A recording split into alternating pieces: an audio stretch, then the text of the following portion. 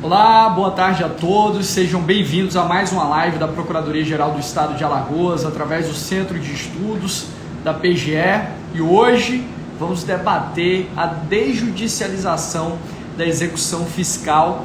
Conversaremos com o grande professor Márcio Faria, que estará conosco para esses debates. O professor Márcio Faria, que é pós-doutor pela Universidade Federal da Bahia, ele que também é mestre e doutor pela Universidade do Estado do Rio de Janeiro, professor da Universidade Federal de Juiz de Fora, ele é membro do Grupo de Trabalho de Execução Civil do Conselho Nacional de Justiça, é uma das maiores autoridades no tema e estará conosco hoje para esses debates, para essas discussões sobre a desjudicialização da execução fiscal.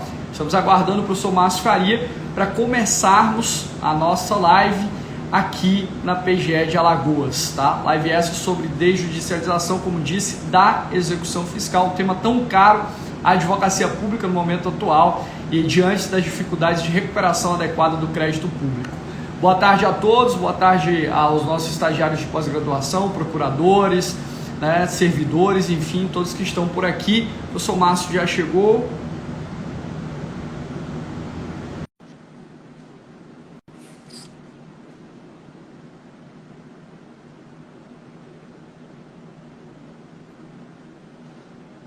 Fala, meu amigo! Cara. E aí, Bem? tudo bem? Consegue me ouvir? Tranquilo. Tudo certo? Sim, tô te ouvindo bem. Você me ouve bem? Te ouço bem, tudo certinho. Maravilha. Meu amigo, Que bom, antes de que bom. tudo, é uma honra, um prazer enorme contar com a sua contribuição aqui na PGE de Alagoas. Eu sei que a sua agenda é extremamente corrida e dedicar essa hora para falar conosco sobre um tema que é tão caro para a advocacia pública, que é o tema da desjudicialização da execução fiscal, que acaba impactando, né, em todas as dificuldades operacionais de recuperação do crédito público. E você, que é um dos maiores especialistas do tema, já te apresentei aqui, né? O professor Márcio é pós-doutor pela Universidade Federal da Bahia, é mestre e doutor pela Universidade do Estado do Rio de Janeiro, professor da Universidade Federal de Juiz de Fora, é membro do Grupo de Trabalho de Execução Civil do Conselho Nacional de Justiça, enfim, um grande craque, como eu disse, um dos maiores especialistas do tema.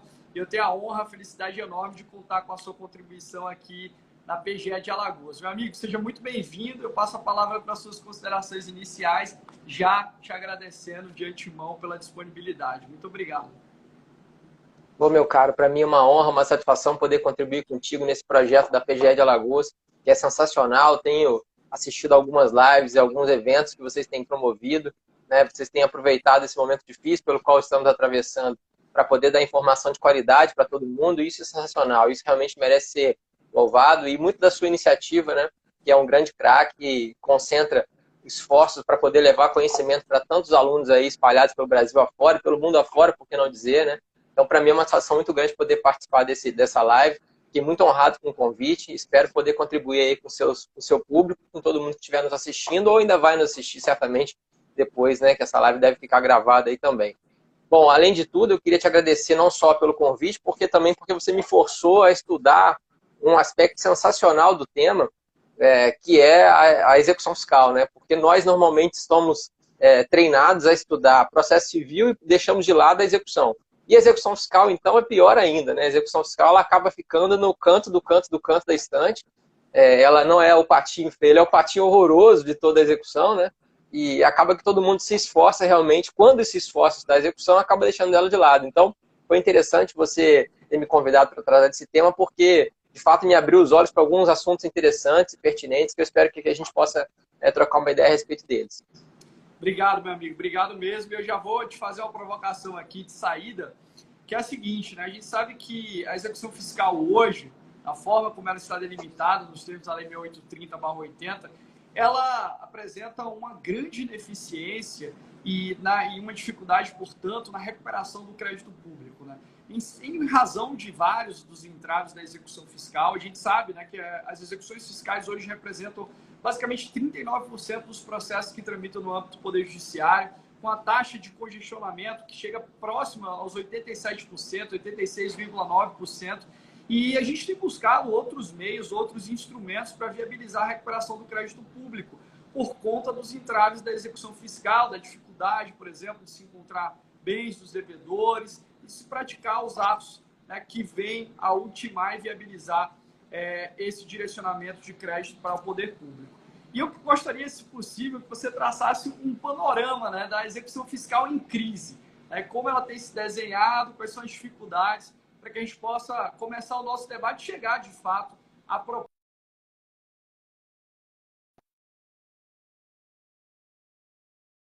ativas, a desjudicialização da execução, enfim. A palavra está contigo, meu amigo. Ótimo. Bom, cortou um pouquinho aqui, mas eu consegui te entender. Realmente, a gente pode dizer que se há alguma coisa no processo que não funciona, não há dúvida de que é a execução fiscal. Nós temos muitos problemas, o professor de processo civil, tem vários colegas aqui nos assistindo também, podem concordar conosco, podem discordar algum ponto aqui ou colar, mas há uma unanimidade. Em relação à execução fiscal, não há quem a defenda.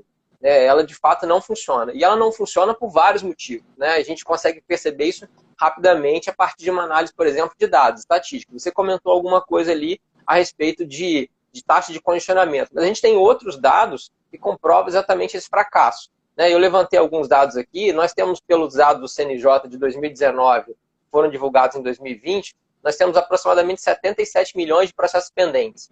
Desse total, 30 milhões são de execuções fiscais. É inimaginável a gente pensar que o judiciário brasileiro trabalha quase que em sua metade para cuidar de execuções fiscais. Se nós pensarmos, então, na realidade de cada um dos tribunais, por exemplo, chega a ser surreal a gente pensar que o TJ de São Paulo, por exemplo, tem no seu acervo quase 12 milhões de execuções fiscais pendentes. Claro que esses dados são, como eu falei, do final de 2019, mas eu duvido que tenha mudado muito de lá para cá. O TJ do Rio, por exemplo, que tem um número muito menor, mas também é um número surreal, tem quase 6 milhões de execuções fiscais pendentes. Então, se nós pensarmos, isso é uma realidade que acontece no Brasil todo. Para dar um exemplo de Alagoas, em sua homenagem, o TJ de Alagoas tem, salvo engano, 110 mil processos de execuções fiscais pendentes. É um número muito grande, é claro que não é nada comparado aos outros dois que eu citei, mas ainda é um número muito grande.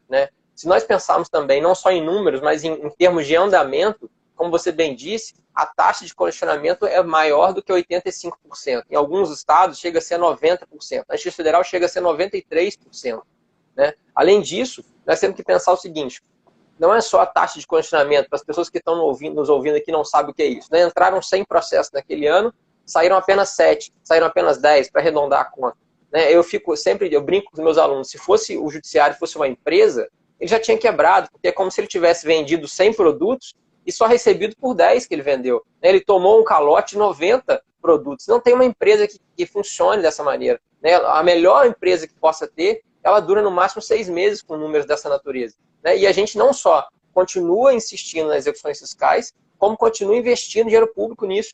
As procuradorias municipais, estaduais principalmente, ainda não se aperceberam, com algumas raras e boas exceções, que a execução fiscal, infelizmente, não funciona. E é a partir disso que a gente vai construir algumas ideias. Mas só para a gente continuar nos dados, e o pessoal continua, se alguém ainda está em dúvida da ineficiência da execução fiscal, a gente basta pensar que se nós fechássemos as portas do Poder Judiciário, claro que isso é impossível, mas se fosse possível, nós demoraríamos 6 anos e 7 meses para zerar o estoque de execuções fiscais.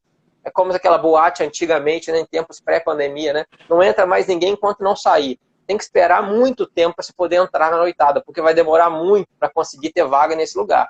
Então, realmente não funciona. O tempo médio de tramitação de execução fiscal é de 8 anos. E se nós tivermos uma noção simples, se amanhã nós limpássemos o acervo de execução fiscal, esse tempo cairia para 3 anos e 3 meses.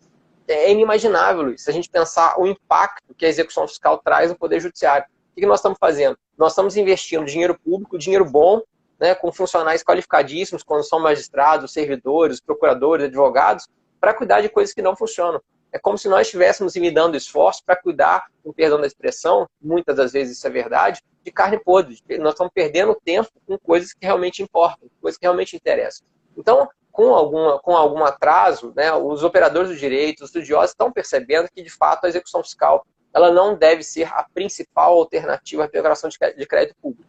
Salvo o melhor juízo, eu poderia até ousar afirmar que ela deveria ser a última das alternativas, principalmente no grosso. A gente tem que pensar que, na principal das hipóteses, ela tem que ser a última alternativa. Se nós tivéssemos, como nós temos, uma diversa possibilidade de buscar o crédito, a última da fila teria que ser a execução fiscal. E os números mostram isso. Se a gente continuar a pensar também em dados estatísticos, nós vamos perceber que a imensa maioria dos créditos que são cobrados em juízo são créditos de baixíssimo valor ainda. Foi feito um levantamento, esse levantamento não é tão recente, mas salvo engano é de 2014, um processo de execução fiscal custa em média R$4.000. Esses dados estão no site do TJ de Minas aqui do meu estado. Isso significa dizer, portanto, que qualquer execução fiscal cujo valor seja menor que esse, ele obviamente, inaceitável que você cobre em juízo.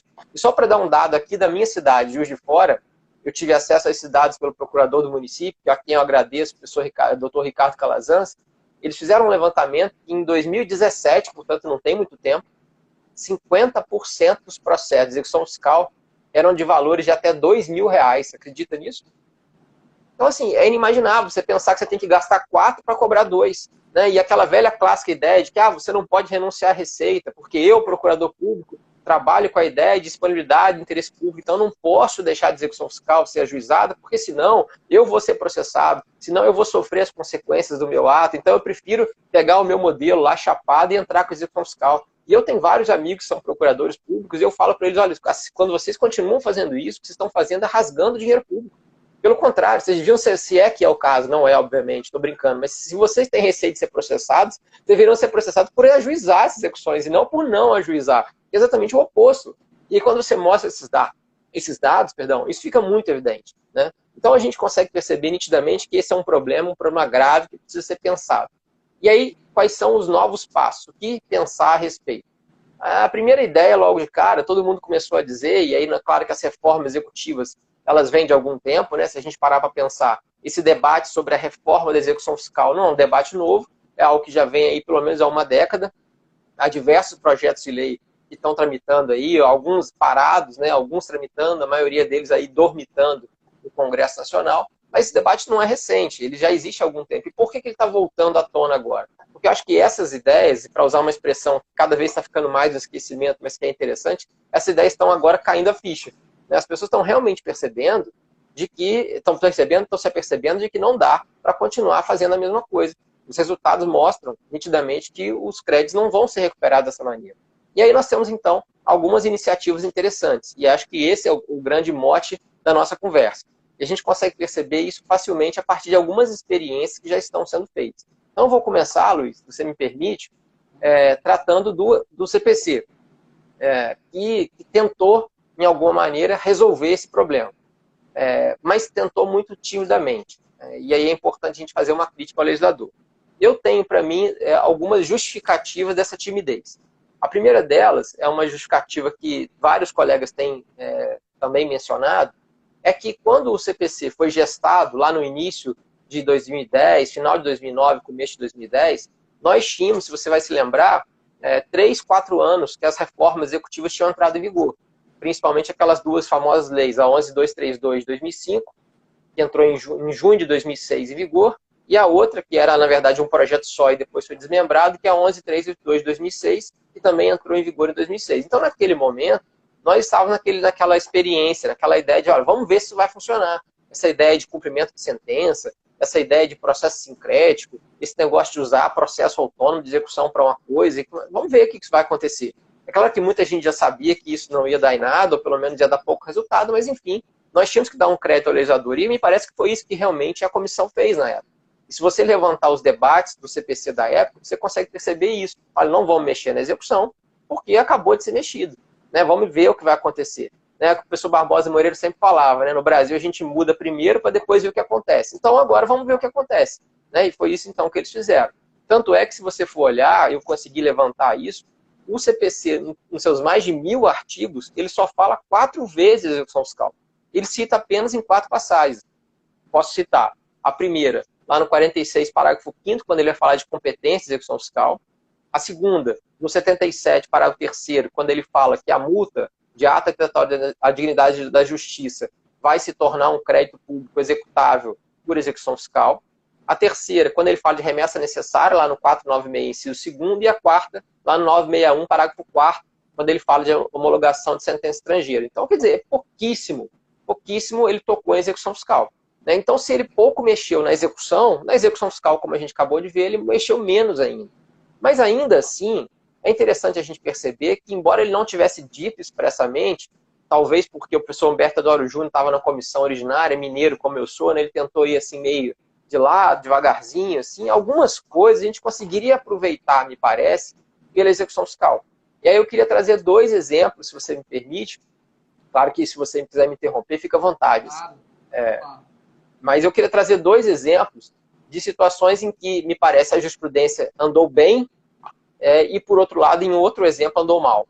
Né, para a gente poder perceber como que a execução fiscal, por vezes, ela é bem vista e, por vezes, ela é maltratada. Eu vou começar pela crítica, eu vou começar pela parte negativa. Os colegas vão se lembrar, certamente eu até brinco com os meus alunos, que se nós fôssemos fazer um ranking, um pódio de assuntos mais citados do CPC, esse estaria lá. Né? A famosa ideia da atipicidade das medidas executivas. Né? O famoso artigo 139, inciso 4º, né? Que sai até no Jornal Nacional, todo mundo fala dele, enfim. Né? Todo mundo entra na aula de execução, a semana que vem eu vou receber meus alunos novos aqui na FJF, todo mundo já quer saber, pessoa, e esse negócio aí de carteira, de trânsito, de passaporte, não sei o que é, enfim, né? Virou pop, né? Tratar desse assunto, né? E, de fato, é um tema muito importante, de fato, é um tema relevantíssimo, de fato, é um tema que até hoje suscita grandes debates, né? E não há como deixar também de considerar que, claro, guardadas as proporções, ele trouxe algum resultado. Nós temos exemplos aqui ou acolá de medidas atípicas que certamente funcionaram, serviram para fazer com que o devedor cumprisse as obrigações. Né? Seja nos clássicos casos lá de apreensão de passaporte ou de carteira de habilitação, até como nos casos de suspensão de direito de entrar num clube esportivo, suspensão de participar de concurso público, licitação. Não é o nosso tema aqui, né, claro, mas só para o pessoal se lembrar do que eu estou tratando. Mas, se a gente então tem uma iniciativa interessante, se a gente tem uma medida legislativa interessante, vem o STJ e diz, olha, essa iniciativa interessante não se aplica para execuções fiscais. É um julgado, vou me permitir ler aqui para o pessoal, se quiser anotar, o que eu tenho, na verdade não é só esse, né, mas é um dos primeiros, salvo engano esse até é o LinkedIn Case, é um julgamento em habeas corpus da primeira turma, é o número 453-870 do Paraná, 453-870, relatado pelo ministro Napoleão Nunes Maia Filho, julgamento de junho de 2019. Nesse julgado, o STJ rejeitou a aplicação do 1394 às execuções fiscais, basicamente por um argumento de que a execução fiscal já é um rito especial, já é um rito em que a Fazenda Pública tem muitos privilégios e, portanto, ela não precisaria desse privilégio a mais, que são as medidas executivas atípicas. Assim, com toda a vênia que eu tenho, obviamente, aos ministros e à turma, né, parece assim, quem está julgando não conhece a execução fiscal. Né? Dizer que existe... exatamente, parece que nunca viu uma execução fiscal. Até tive a oportunidade de criticar esse acórdão aqui, em outra live, até uma discussão com o professor Marco Aurélio Peixoto, né, nosso grande amigo, e falando com o Marcão, analisávamos esse acórdão e falávamos o seguinte, olha, se você utiliza e se vale das medidas executivas atípicas como um meio de efetivação, com muito mais razão, através das vias de recuperação do crédito público, você deve possibilitar medidas que sejam mais efetivas para que esse crédito seja recuperado, até levando em consideração a realidade da própria execução fiscal, como você bem retratou, a ineficiência da execução fiscal. Então, se eu tenho instrumentos à minha disposição, né, postos no Código de Processo Civil, no artigo 139, que podem viabilizar uma maior recuperabilidade, eu deveria aplicá-los no âmbito da execução fiscal. A especialidade do rito procedimental não deve ser um impeditivo para esse diálogo necessário que se impõe da 6830 com o CPC para buscar efetivar o crédito público. Então, esse entendimento com a devida vênia é um entendimento, a meu ver, que desprestigia a execução fiscal e muito pelo contrário, né? Ao invés de favorecer a consecução do interesse público na recuperação do seu crédito, vai na contramão dessa necessidade. Você definiu exatamente. Olha que se alguém te ouve falar, ou o Marcão falando, fala, mas eles estão falando porque são procuradores públicos. Eu não sou procurador público e concordo integralmente com o que você está dizendo.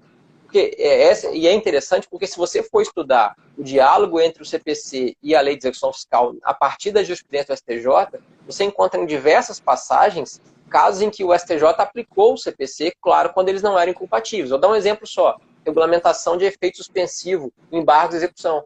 o STJ manda aplicar o CPC, porque a lei de execução fiscal não tem aplicação concreta específica nesse caso e não é conflitante, muito pelo contrário. Né? Então ele diz, olha, tem que ser feita ali a garantia do juízo para se poder embargar a execução, porque isso está expresso na LEF, mas para se conseguir efeito suspensivo, eu preciso dos requisitos que a lei exige, que a lei processual exige. Então, a gente tem vários exemplos em que esse diálogo acontece. E esse argumento, portanto, de que o rito é especial e não comporta uma regra supostamente geral, com todo respeito, não me parece forte o bastante para rejeitar a aplicação do 139. Até porque, e aí, eu não sei se você chegou a ver, esse julgamento, salvo o melhor juízo, foi divulgado ontem ou antes de ontem, é um julgado recente do próprio STJ, em que o STJ, numa ação de improbidade administrativa, permitiu o uso das medidas atípicas. É um julgamento do recurso especial número 1.929.230 do Mato Grosso, relatado pelo ministro Herman Benjamin da segunda turma, julgamento de 4 de maio agora de 2020. Inclusive no último informativo do STJ, esse julgado. Exato, informativo 695. E é interessante porque eles até comentam o julgado que a gente acabou de citar, o julgado em que as medidas atípicas não são passíveis de aplicação, mas dizem, não, aqui a situação é diferente porque aqui nós estamos defendendo interesse público. Olha, com todo respeito, com toda a vênia, o que nós vamos tratar na execução fiscal que não interesse público? Claro que na ação de improbidade há ali um bem tutelável diferente, não há dúvida, não estou comparando, dizendo que são as mesmas coisas. Mas, na mesma medida, me parece que há um interesse público nas duas situações. E para ficar com mais um exemplo, a gente poder até passar para frente, se a gente perceber os dados que eu acabei de citar, se tivesse que escolher um lugar para usar as medidas atípicas, já que elas têm funcionado, embora não como deveriam, mas enfim, têm funcionado, era para ser exatamente a execução fiscal, que é o pior de todos. Né? Assim, não, vou deixar para escolher só um. Então, vamos escolher o que menos funciona. Né? Vamos escolher o que menos funciona, que é a execução fiscal. E não o contrário, né? Vamos deixá-la de lado. Né? Então, me parece, com todo respeito, assim, pouco crível que eles não tenham pensado nisso. É claro que eu sei, né? A gente sabe que existem situações de execuções fiscais abusivas, de situações em que há dificuldade de defesa do devedor. Eu, durante 10 anos, eu estava do lado de lá, né? Eu advogava exatamente só contra a Fazenda Pública, basicamente, tinha 13 mil processos contenciosos, eu trabalhava com direito tributário o dia todo, eu sei bem como é a realidade do contribuinte, mas acho que isso não justifica o fato de se rejeitar a priori a medida executiva atípica, até porque o próprio STJ, a gente sabe, né, criou um rol de critérios que têm sido aplicados, que têm sido exigidos e têm sido controlados na prática pelos magistrados, seja de primeiro grau, seja de tribunais. Então, se nós aplicarmos realmente os precedentes do STJ a esse respeito, daria, me parece, tranquilamente para aplicar em 139 e seria uma medida. Mas essa é uma medida judicial. Né? Não é exatamente o nosso assunto, mas enfim, já que a gente está falando sobre o diálogo do CPC com a execução fiscal, acho que vale a pena chamar a atenção. E o outro julgado, esse sim tem a ver com desjudicialização, tem a ver com medidas desjudicializadoras, é um julgado que saiu, é um tema repetitivo número 1026, que foi julgado pela primeira sessão do STJ, agora de 2021 também, 24 de fevereiro de 2021, é o recurso especial número 1.807.923. E ele trata basicamente do 782, parágrafo 3º, né, a possibilidade de se incluir o devedor da execução fiscal nos cadastros de proteção de crédito, né, através do sistema Serasa-Ajude. Né? E esse sim é um julgado que merece ser aplaudido, a meu ver. Esse merece ser aplaudido porque, de fato, eu particularmente nunca consegui entender que o sujeito vai fazer uma compra nas Casas Bahia da Vida e não paga, e o nome dele vai para um cadastro de proteção de crédito. E antes do CPC, né, principalmente, o sujeito devia uma decisão transitada em julgado, que passou por todas as instâncias do Poder Judiciário, ou pôde passar, e o nome dele não poderia sofrer a mesma restrição. Quer dizer, o sujeito tem mais medo de dever ali na casa da quitanda do lado do que dever ao Judiciário, do que dever à Fazenda Pública. Né? Há ali uma enorme falta de isonomia. Então, de fato, me parece que essa decisão é uma decisão muito boa, que deve ser celebrada, e que a prática tem mostrado que tem funcionado. A prática tem mostrado que esse tipo de restrição creditícia funciona para aquele devedor que tem patrimônio. Porque é importante a gente deixar isso claro também, né, Luiz? Eu vou começar a falar daqui a pouco sobre desutilização. A gente tem que fazer uma diferenciação muito interessante, que é entre aquele devedor que não tem patrimônio, porque de fato está sofrendo uma dificuldade na sua vida, a gente está num momento complexo aí de saúde pública mundial, então de fato as pessoas podem estar com dificuldade financeira, ou daquele devedor que tem patrimônio, e que eventualmente não está conseguindo gerir ali aquele seu patrimônio, então ele tem créditos e débitos, a gente pode eventualmente também trabalhar com a segunda possibilidade. E o terceiro, que é aquele que o professor Marcelo Abelha, professor da UFES, né, um grande amigo lá do Espírito Santo, chama de devedor cafajeste, que é aquele que tem patrimônio e se vale de todos os expedientes para fraudar a execução, para não cumprir a obrigação. Aí são 3 situações. É claro que se nós conseguirmos demonstrar em juízo ou fora dele que o nosso cliente, o nosso executado, está na primeira situação, aí não há medida atípica que vai acontecer, não há medida executiva extrajudicial, ela não pode ser, inclusive, colocada sob pena de a gente ter ali um castigo. É uma expressão que o professor Leonardo Greco costuma usar. Né? Esse tipo de medida executiva, seja extrajudicial, seja judicial, para aquele que demonstrou que não tem condições de pagar de fato, serve apenas como um castigo. Então a gente tem que tomar cuidado com ele. Mas as outras 2 situações, é possível se valer dessas medidas executivas extrajudiciais, e até porque elas fomentam a própria concessão de crédito. Né? A partir do momento em que eu tenho um índice alto de recuperação de crédito, o crédito tende a rodar mais. Né? Isso a gente pode ver tanto no mercado privado como no ente público. Né? Quanto mais crédito a Fazenda Pública de Alagoas consegue recuperar, mais benefício em tese para todo mundo isso vai acontecer. Né? Então isso é importante frisar, é uma medida que me parece salutar. E aí eu queria chamar a atenção efetivamente sobre a desjudicialização. Não sei se você quer me interromper ou se eu posso seguir. Antes de a gente entrar nesse assunto, essa semana, na sexta-feira, a gente recebeu aqui o professor Leonardo Carneiro da Cunha, na aula magna do nosso estágio de pós-graduação. Né? E o professor Leonardo tratou dos novos contornos da atuação da Fazenda Pública em juízo. E a espinha dorsal da palestra do professor Leonardo tratava exatamente desse redimensionamento da atuação do poder público, principalmente diante, né, da busca pela consolidação da consensualidade administrativa. Nós temos mudado e modificado o panorama da nossa atuação para que tenhamos um agir muito mais estratégico, e isso envolve necessariamente a ampliação dos horizontes quanto às demais possibilidades de se realizar o interesse público, né? E se, principalmente nesses casos, de entender que a via heterocompositiva judicial nem sempre é a melhor via para solucionar os entraves envolvendo a Fazenda Pública. Muitas vezes ela não só não é a melhor via, né? Como ela é uma via que, como você bem retratou, gera mais entraves e ineficiência.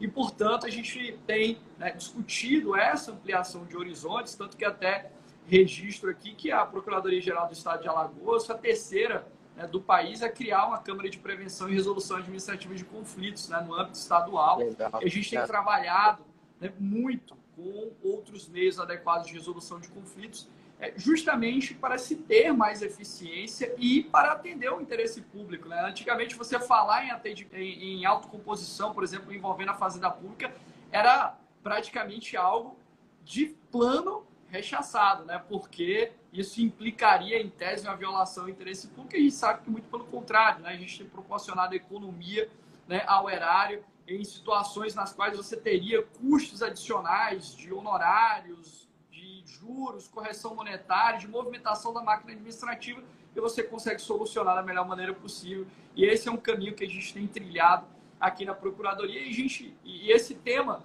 né, vem a calhar dentro dessa perspectiva, principalmente porque a gente tem percebido, né, no âmbito da recuperação do crédito público, que algumas medidas têm sido mais efetivas. Né?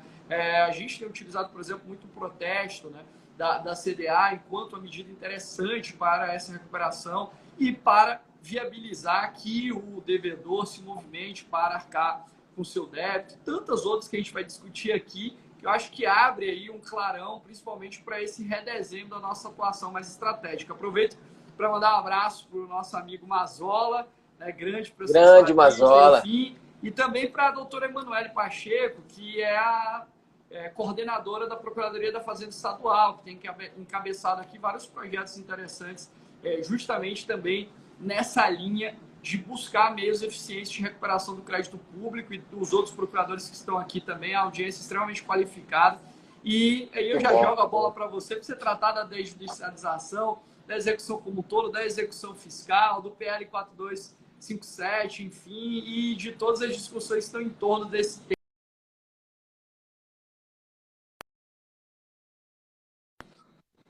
Tá me ouvindo? Tá me ouvindo, amigo?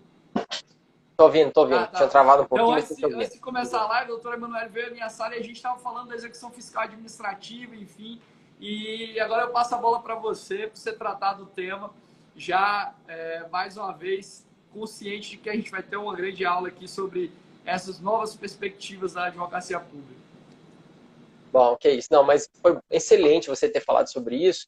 E eu quero conhecer o projeto, porque eu sou entusiasta da ideia, você sabe disso, a gente já conversou um pouco a respeito, né? Eu tenho falado sobre o tema. Fico feliz que a PGE está se desenvolvendo nesse sentido também. Eu queria aproveitar para indicar aos colegas aqui um livro de uma colega de vocês, né, procuradora pública também, professora Janaína Noleto. Ela me presenteou com esse livro aqui, que, olha, para vocês acho que tá invertido, né? Mas a advocacia professora pública... Janaína esteve aqui conosco e falou sobre o livro dela. É fantástico. É sensacional o livro, a tese de doutorado dela, que diz exatamente o que nós estamos tratando, né? Que trata das soluções consensuais. E olha só um detalhe antes de começar, Luiz, olha que interessante. Em 2009 para 2010, eu fui dar uma palestra no Instituto dos Advogados de Minas sobre a então nova lei dos juizados especiais federais, né? Que estava começando ali os juizados especiais fazendários, e estava aquela discussão, como é que ia se dar. E aí comentei sobre aquela possibilidade de conciliação dos juizados especiais públicos, né? Seja na federal, seja fazendário, e diversos colegas disseram, meu Deus, isso não vai funcionar, porque não dá para fazer, eu não posso conciliar, porque eu preciso de autorização específica do meu chefe, que não sei o que tem. O tempo mostrou que, de fato, a gente tinha razão ali a despeito de todas as dificuldades, né? E felizmente, então, isso tem acontecido cada vez mais, e é muito legal, muito importante que isso aconteça, porque de fato os números mostram, né, que os créditos estão conseguindo ser recuperados com maior chance de êxito. Mas vamos lá, vamos devagar falar um pouco sobre desjudicialização. A primeira coisa importante que a gente precisa saber é o que significa essa expressão. Porque, de fato, essa expressão ela tem diversos significados, ela tem sido tratada com diversos significados. Eu fiz um estudo especificamente sobre o outro PL que está tramitando, né, o 6204/2019, que está sendo publicado na revista de processo. Já saíram as 3 primeiras partes, um total de 5. O primeiro volume foi o 313 e vai até o 317. O pessoal que tiver interesse já está lá no meu academia.edu e está também lá na revista de processo, como eu citei. E aí eu pude levantar um pouco da experiência de direito estrangeiro. Eu consegui perceber que em vários países, não só a execução fiscal, mas a execução como um todo, ela de fato tem sofrido esses movimentos de reforma, desjudicializadores. E aí eu pude perceber, eu fiz uma classificação de níveis de desjudicialização. Primeiro nível, que eu consegui perceber, por exemplo, em países como a Espanha, que a gente tem, não é propriamente dita, a meu ver, uma desjudicialização, e sim uma descentralização. O que aconteceu lá? Retiraram poderes dos juízes e passaram para os secretários judiciais, que são aqui os secretários, aqui, os membros do cartório que a gente teria assim guardadas proporções. Lá é um pouco diferente, porque lá tem cartórios centralizados, mas enfim, são assistentes dos magistrados, mas que fazem parte da estrutura do Poder Judiciário. Então eles têm maiores poderes do que o nosso secretário aqui, do que o nosso assessor aqui, do que o nosso oficial de justiça. Um segundo nível, que é um nível que me parece um nível intermediário, é o que aconteceu na França e em Portugal. Que de fato me parece ali uma desjudicialização, porque você retirou poderes do juiz, entregou para terceiros, mas esses terceiros não fazem parte da estrutura do Poder Judiciário, né, que é o huissier de justiça na França e é o agente de execução no sistema português, que são, na verdade, a base desse PL 6204, que a gente pode, outro dia, inclusive, falar a respeito dele. E um terceiro nível, que me parece realmente um nível mais profundo, é aquilo que acontece em países como a Suécia. O professor Calmon de Passos falava há mais de 20 anos, não citando esse exemplo, mas usava essa expressão de desjuridicialização, que é o que acontece nesse país em que você tem a execução sendo cuidada pelo Poder Executivo. A execução é levada por agências nacionais do Poder Executivo. E agora, voltando para o nosso assunto, me parece que a execução fiscal administrativa ou a desjudicialização da execução fiscal, que esse PL aqui que a gente vai falar, pretende implementar, ele está próximo desse último nível. O que a gente tem aqui, portanto, é uma retirada do Poder Judiciário, pelo menos no primeiro momento, né, das ações que seriam levadas ao Poder Judiciário. Eu arriscaria dizer, Luiz, que até nem seria uma desjudicialização, porque na verdade seria uma não judicialização. Porque você não vai retirar alguma coisa que está lá. Claro que também vai poder fazer isso com aquelas que já estão tramitando. Mas a ideia é não ajuizar, é não levar ao judiciário. É aquilo que a professora Paula Costa Silva chama de se pensar uma nova figura do acesso à justiça. Que você vai ter o acesso à justiça garantido, mas não como a primeira ratio. Você vai primeiro precisar ir numa instância administrativa, você vai precisar primeiro ir num órgão, por exemplo, de conciliação, e, obviamente, desde que não haja travas ilegítimas, que é a expressão que ela usa, você vai poder ser garantido o seu direito de acesso à justiça. E a ideia do 4257 me parece essa. Por quê? Por dois motivos. Porque nós vamos permitir que a Fazenda Pública, se esse PL for levado a cabo, né, que a Fazenda Pública possa fazer não só atos de comunicação, que são atos meramente burocráticos, né? Não tem porquê o judicial, o juiz ter que determinar um ato de comunicação, isso é um ato meramente ordinatório, que pode ser feito de forma extrajudicial. Hoje em dia, até o próprio advogado pode fazer, né, segundo o CPC. Além de fazer esse ato de comunicação, ela pode fazer ato de conciliação, que já pode, na verdade, isso já acontece, né? Então, por exemplo, o executado, que ainda não pode ser chamado até mesmo de executado, porque nós estamos ainda numa esfera de autonomia da vontade, ele pode vir querer fazer o pagamento à vista ou parcelado, né? Ele vai ter um prazo mais razoável para isso, ele vai ter um prazo de 30 dias para poder fazer esse pagamento parcelado, que é o que o PL fala, ou pagamento à vista, enfim, que seja. E depois, caso não haja o pagamento, aí sim é que nós vamos pensar em atos expropriatórios. Mas daqui a pouco eu falo sobre os detalhes do PL. É importante só, então, a gente contextualizar onde é que realmente esse PL está, me parece. Outra coisa importante é que, sobre as duas perspectivas que daqui a pouco eu vou falar, seja sobre a arbitragem, seja sobre, de fato, a execução administrativa, nas duas situações a gente tem um ambiente de facultatividade. Isso é muito importante, me parece, para garantir a constitucionalidade do dispositivo que eventualmente vier pela frente. Essa, inclusive, é a posição do professor Leonardo Cadacunha, que conversamos ontem a respeito disso, né? Porque, para o pessoal que ainda não correu o olho lá no PL, ele diz que o executado, ele pode, se quiser, em vez de defender-se em juízo, ele pode se defender junto a um juízo arbitral. Ele pode levar os seus embargos do executado à arbitragem. Está lá no artigo 16A, salvo engano, do PL. Mas isso é uma faculdade que ele tem, né? Ele não é obrigado a levar ao juízo arbitral a sua defesa. E da mesma maneira, o contrário, né? A Fazenda Pública não é obrigada a se valer desse procedimento. Ela pode continuar entrando com a execução fiscal em juízo se ela entender por algum motivo que é pertinente, né? O projeto trabalha com essa facultatividade. E nesse ponto, inclusive da utilização da arbitragem em matéria tributária, que é um tema extremamente discutível, né? E com o PL 4257 a gente tem algumas inserções na Lei 6830, como você mencionou, o artigo 16A, estabelece a possibilidade dos embargos de execução fiscal serem remetidos à análise no âmbito da arbitragem, né, regulada pela Lei 9307.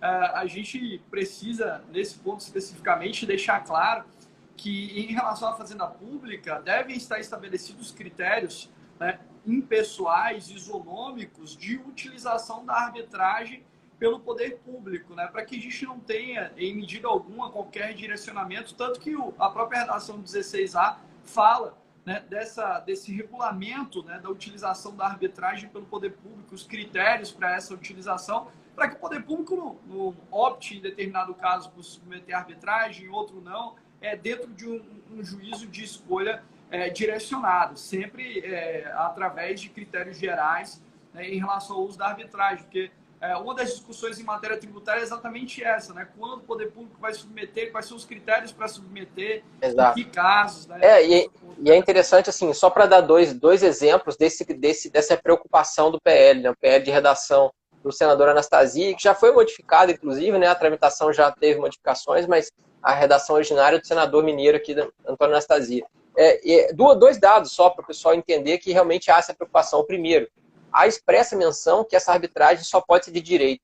Então está rejeitada expressamente a possibilidade de arbitragem por equidade. Que ninguém nunca viu, né? O professor Mazola estava aí, pode confirmar o que eu estou falando, que é um grande arbitralista, né? E o segundo é expressamente também a previsão de que a arbitragem deve se preocupar com os precedentes vinculantes dos tribunais superiores. Está expresso também no PL, né? Que é outra grande celeuma, né? Essa é uma das discussões exatamente sobre a aplicação. Exatamente. Exatamente. Tem um grande amigo na UERJ, o professor Humberto Santa Rosa, meu colega aqui da UFJF, a tese de doutorado dele é exatamente essa. Até brinquei com ele que se o PL for para frente, vai matar a tese dele, né? Mas é exatamente essa ideia. Então, assim, há essa preocupação, não é levar para a arbitragem de qualquer maneira, né? E é importante a gente dizer também que a arbitragem no Brasil é uma das coisas talvez mais sérias que a gente tem, né? Porque foi conquistado a longos anos de estudo, de trabalho, né? Nós temos um nível avançadíssimo de estudo sobre arbitragem, né? As arbitragens no Brasil são algo que realmente chamam a atenção. Então, me parece, a priori, não dá para a gente simplesmente dizer, mas não pode, tal. A gente tem que analisar com cuidado, tem que analisar com critério, mas a ideia de início, a meu ver, me parece interessante, me parece boa. A outra coisa fundamental do PL, para que as pessoas possam também entender, eu sei que a gente não tem muito tempo, né? É que, na verdade, nós tivemos agora, coisa de no máximo um mês atrás, um grande incentivo para o PL 4257. E que incentivo foi esse? Não fomos eu e você que demos incentivo, foi nada menos que o Supremo Tribunal Federal. Né? O plenário do Supremo, por maioria apertada, é verdade, por 6-5, numa virada, né? Numa virada bem interessante, porque estava tudo pela inconstitucionalidade, acabou indo pela constitucionalidade. Eu que sou vascaíno, que gosto de viradas, né? Foi bem interessante acompanhar esse julgamento. Né? O Supremo decidiu, por maioria, bastante apertada, que o Decreto-Lei 70 ele é constitucional. Então, isso é importante por que razão? Porque o Decreto-Lei 70 de 66, que trata de uma forma de execução extrajudicial, ele é a base do 4257 de 2019. Inclusive, a menção expressa do PL dizendo que deve ser aplicado o Decreto-Lei 70. Né? Então, é claro que se o Supremo tivesse dito que o Decreto-Lei 70 é inconstitucional, né, por tabela a gente iria ter que dizer, olha, esse PL não vai para frente, vai precisar ser modificado, mas não foi o caso. Né? Ele foi reconhecido como constitucional, que essa execução extrajudicial é constitucional. É o tema 249 da repercussão geral, para quem está nos acompanhando aí e vai quiser depois procurar também. Né? Isso foi agora em abril de 2021.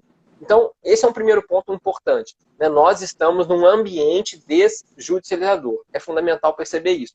E aí eu vou começar a provar, pelo menos assim me parece, né? Claro que toda prova nesse caso admite contraditório, né? Mas eu vou tentar me provar, para quem está nos ouvindo aqui, que é um movimento sem volta. Esse movimento é um movimento sem volta. O primeiro deles é o protesto da CDA, que você já falou, né? Que o Supremo já disse que é constitucional, expressamente na ADI número 5135. Né? É uma medida extrajudicial que funciona enormemente. Né? O protesto extrajudicial tem funcionado consideravelmente. Na época que em Juiz de Fora a Procuradoria do Estado começou a usar, eles triplicaram a arrecadação em coisa assim, de uma hora para outra. Foi algo realmente muito, muito interessante. Eu tenho vários amigos que são PGEs aqui, se formaram comigo, então a gente tem um diálogo franco, e aí eles, olha, Márcio, realmente tem funcionado. É claro que o protesto ele não dá para ser usado em todos os casos, porque ele ainda é muito caro, ele ainda não é efetivo para muitas situações, mas ele tem funcionado. É como se nós estivéssemos dentro do cardápio, à mercê do credor, nós temos uma opção interessante. Não é que vai ser usado em todos os casos, mas é uma opção muito interessante, já dita como constitucional.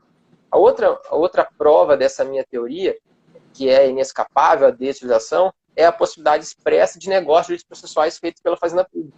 Já estava sendo regulamentado há algum tempo e a Lei da Liberdade Econômica veio e sacramentou de toda forma, né? Salvo o melhor juízo, é o artigo 19, parágrafos 12 e 13 da Lei 10.522, que foi alterada pela Lei 13.874 de 2019.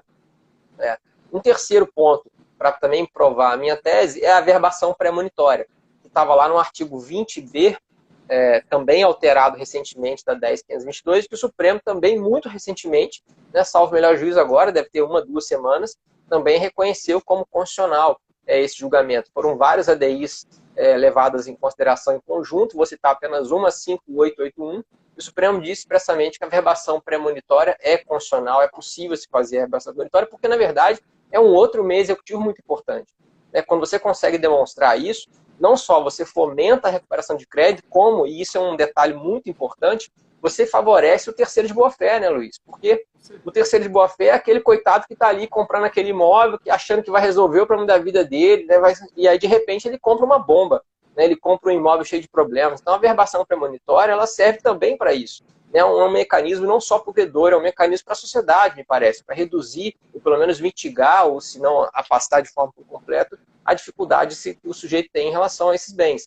É claro que isso vale para bens registráveis, né? Para os bens não registráveis não dá para fazer, mas já é um grande avanço, não há dúvida. Né? E aí vou citar mais 2 exemplos, para a gente poder depois dialogar a respeito dele. A portaria recente da PFN número 33, de 2018, né, que disse expressamente que o procurador pode deixar de ajuizar a execução fiscal se ele perceber que não consegue encontrar bens. Eu até ouso dizer que isso deveria ser um requisito da petição inicial lá da execução fiscal, indicação dos bens do executado, porque entrar para ver qual é, né, entrar para ver se vai achar bens, eu acho muito difícil. Né? É o que vinha acontecendo anteriormente. E a outra ideia, que também é algo que você já citou, mas que é importante a gente relembrar, são as conciliações prévias. né? Eu vou dar um exemplo simples aqui de uma realidade micro, mas que eu tenho dados, né? Foi feito um projeto piloto aqui pela PGM, aqui de Juiz de Fora, que eles fizeram conciliações prévias durante 3 meses, 3 míseros meses. E eles tiveram um decréscimo de 20% do acervo de execução fiscal. 3 meses. 3 meses de conciliação efetiva. E olha que a PGM nem é tão grande, a Procuradoria aqui com os assessores nem é tão grande. Eles conseguiram reduzir em 20%. Só para você ter uma ideia, foi feita uma lei municipal aqui que permitiu a anistia de multa e juros, que é o que acontece com frequência. Eles conseguiram 40% de redução, de sucesso, perdão. 40% de sucesso de recuperação de crédito. Quer dizer, a conciliação em 3 meses, ela foi muito mais efetiva, se a gente pensar bem, do que a anistia que foi dada, porque a anistia é aquela coisa, né? O poder público acaba tendo que abrir mão de um monte de coisa e tal, e na conciliação isso não aconteceu, né? Então a gente tem medidas extrajudiciais que provam, de fato, que o sistema tem funcionado. E se nós formos aumentar agora o cenário, formos para a PFN, aí os números são assustadores, né? O número de recuperação de crédito que a Fazenda Pública Nacional, né, a PFN, tem conseguido com as medidas desestabilizadoras é inimaginável, inacreditável, né? Você deixa de executar e, ainda assim, você aumenta a sua recuperação de crédito. Eu, inclusive, convido o pessoal a assistir a sustentação oral do chefe da AGU, que foi feita nessa ADI, a ADI 5881, em que ele traz dados que são, assim, estarrecedores. Se você não permitir, perdão, que essas medidas extrajudiciais sejam tomadas, você vai retroceder 10, 15 anos aí de recuperação de crédito, que são números, né, que você tinha há uma década atrás. Então, realmente tem funcionado essas medidas extrajudiciais. Agora, isso significa, a pessoa que está me ouvindo está dizendo assim, isso significa então que o Márcio está dizendo que é para acabar com a execução fiscal. Não é isso que eu estou falando. O que eu estou dizendo é que ela deve continuar sendo usada, claro, mas como mais um meio de recuperação de crédito. Ou, como eu disse anteriormente, como um dos últimos meios. Mas ela é efetiva, claro, em alguns pontos. Isso envolve muito uma gestão adequada da dívida ativa, né? Uma leitura, né, dos eventuais débitos, de quem são os devedores. Né? Eu acho que esse agir estratégico relacionado à gestão efetiva da dívida ativa vai te dar uma leitura de, eventualmente, quais meios você vai utilizar e que serão mais eficientes para a recuperação do crédito. E essa gestão ela tem sido feita hoje, olhando na perspectiva macro, de forma muito mais assertiva, com a utilização, inclusive, de algumas ferramentas tecnológicas que permitem, né, essa mineração de dados e um direcionamento e um agir mais estratégico. E a partir daí você tem caminhos e possibilidades de realização que sejam eficientes e, se for o caso, a utilização da execução fiscal, mas dentro de um viés muito mais, como eu disse, estratégico do que tão somente de ineficiência e de perda de tempo e de recursos públicos. Exatamente. E aí, assim, eu aproveito, né, a gente não tinha combinado, né? Mas eu vou aproveitar e fazer aqui uma propaganda. Salvo engano, no dia 19, isso mesmo, dia 19 de maio, vai haver um evento aqui em Juiz de Fora, na verdade um evento online, né, para todo mundo, depois eu posso divulgar e te mando também para você divulgar, um grande evento sobre direito processual e tecnologia. E aí vários professor de R. Nunes vai participar, diversos professores renomados no tema, e o pessoal cometeu a loucura lá de me chamar para falar, e vou falar sobre execução e tecnologia. E uma das coisas que eu vou tratar, já adiantando aqui para o pessoal, para dar um spoiler, um gostinho, diz respeito exatamente a esses novos meios de busca de patrimônio que estão sendo desenvolvidos, inclusive, pelo CNJ. Né? Como você citou no início, eu faço parte de uma comissão de trabalho do CNJ, em que a gente está tendo acesso a discussões muito interessantes. Não é efetivamente sobre execução fiscal o nosso foco, mas isso também, obviamente, vai servir para execuções fiscais. E um dos problemas centrais é a falta de patrimônio. E isso é importante dizer, porque não adianta a gente simplesmente tirar a execução dos escaninhos do Poder Judiciário e colocar no Executivo, colocar nas Procuradorias e achar que vai resolver o problema. Há uma palestra muito interessante do professor Ravi Peixoto, que ele deu lá naquele seminário sobre demonstração do IBDP, em que ele fala muito claramente isso. Ele falou assim, será que nós vamos realmente simplesmente apenas limpar a mesa de um e encher a mesa de outro? Porque se nós não pensarmos em meios extrajudiciais de cobrança efetivos, tirar do judiciário e colocar a execução administrativa, só vai acontecer isso. Então, realmente, uma busca de bens, uma estratégia de acervo, uma estratégia de recuperação de crédito é fundamental, porque sem isso tudo a gente não vai conseguir resolver o problema. Nós só vamos simplesmente tirar número, né? Transferir. Se não tiver um aparelhamento efetivo, a gente vai só transferir. Inclusive, essa é uma das grandes preocupações, né? Quando você promove uma eventual desjudicialização, você ter um aparato eficiente que vá dar vazão, de fato, à recuperação do crédito, enfim. E falando um pouquinho, você está falando aí de aplicação de novas tecnologias na execução, né? A gente está trabalhando dentro de um projeto piloto, até em parceria com a Universidade Federal de Alagoas, e no nosso escopo está justamente a análise da execução fiscal, dos seus gargalos e a possibilidade de algumas automações, né? Lembrando o professor Jorini e Eva Fenol, que tem o livro Processo Civil e Inteligência Artificial, né? O professor espanhol fala exatamente isso, que um dos principais ambientes de aplicação e uso de novas tecnologias é exatamente o ambiente executivo, né?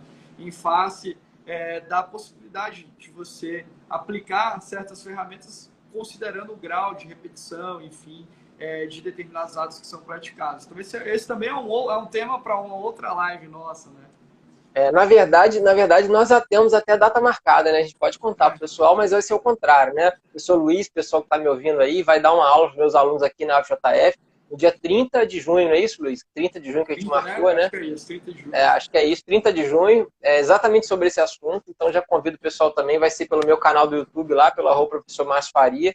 Já fica aqui outro spoiler para o pessoal acompanhar também. Então, vamos voltar para o nosso tema, que a gente tem pouco tempo, né? Só para poder ficar claro assim, alguns últimos detalhes, né? A primeira coisa importante desse PL 4257 que eu queria chamar a atenção, além daquilo que, obviamente, eu já tratei, é que ele não é para qualquer tipo de tributo, né?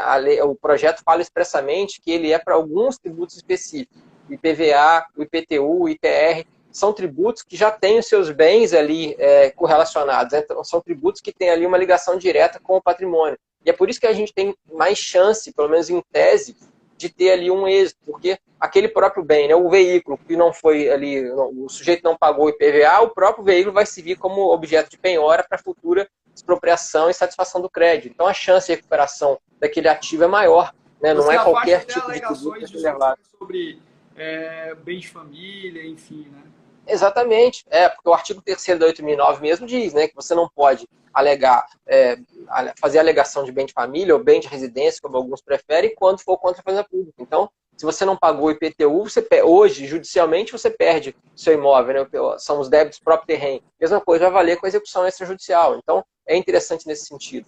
A outra coisa importante desse PL é que há prazos bastante razoáveis, a meu ver, seja para o pagamento voluntário, seja para a defesa.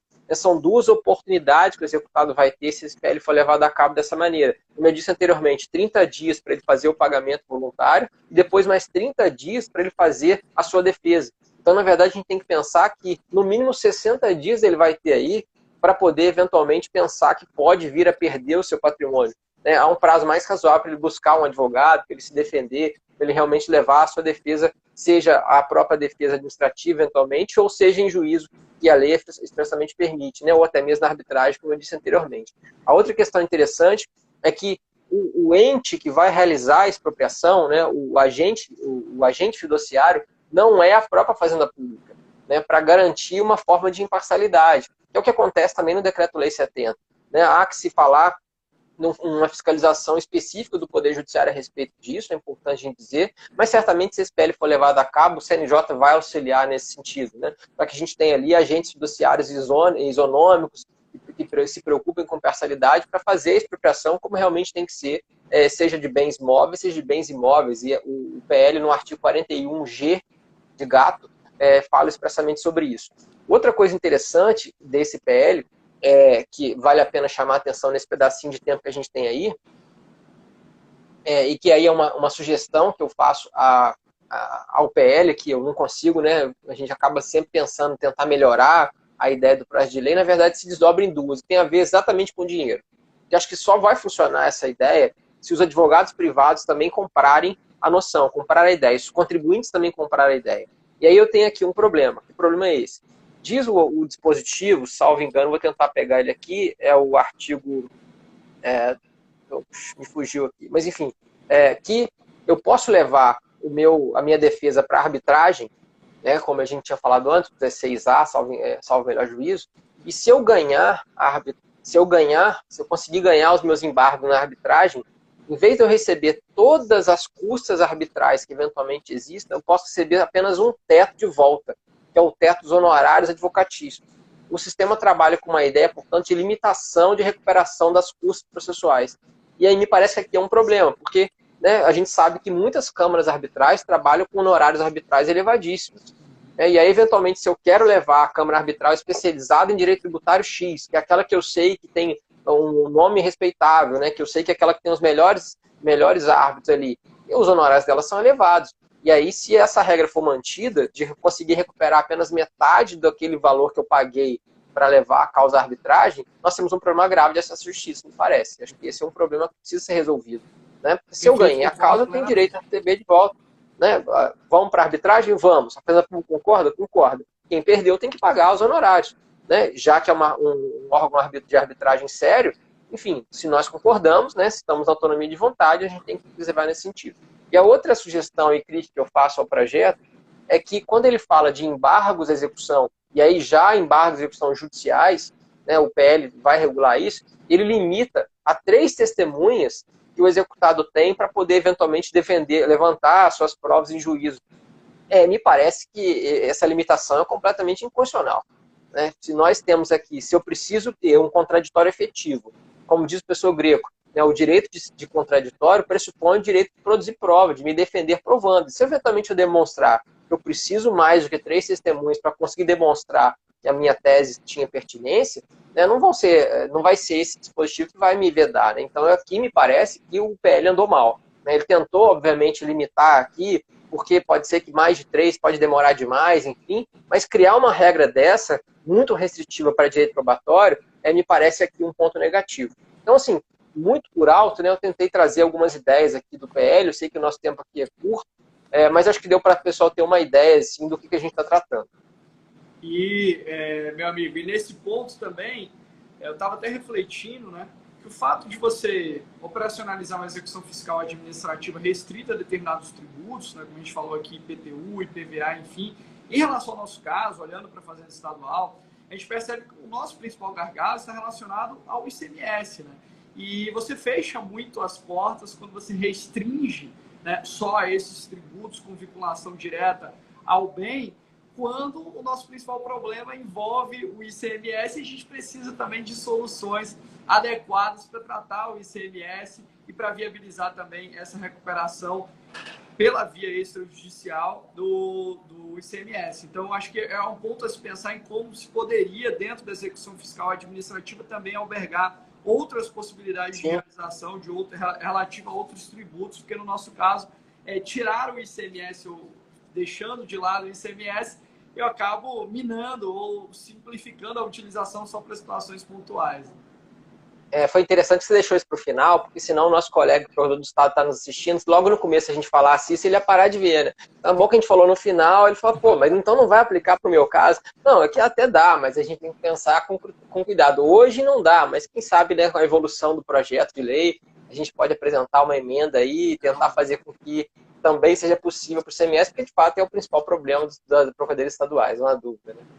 Meu amigo, eu nem vi o tempo passar aqui, a gente já tá, falta só 1 minuto, quando a conversa é boa, rica, de conhecimento, e você é um cracaço no tema, né? Uma das grandes referências do Brasil na temática. Eu fico muito feliz de te receber aqui na Procuradoria-Geral do Estado de Alagoas. Gostaria de ter te recebido presencialmente no nosso auditório, que eu estou aqui na PGE, né? Mas eu tenho certeza que teremos essa oportunidade de te receber aqui. Tomara. Será um prazer enorme. Eu te agradeço muito a sua disponibilidade, vir aqui, de falar conosco, debater com todos os colegas aqui, procuradores, estagiários de pós-graduação, de graduação, né, nossos servidores.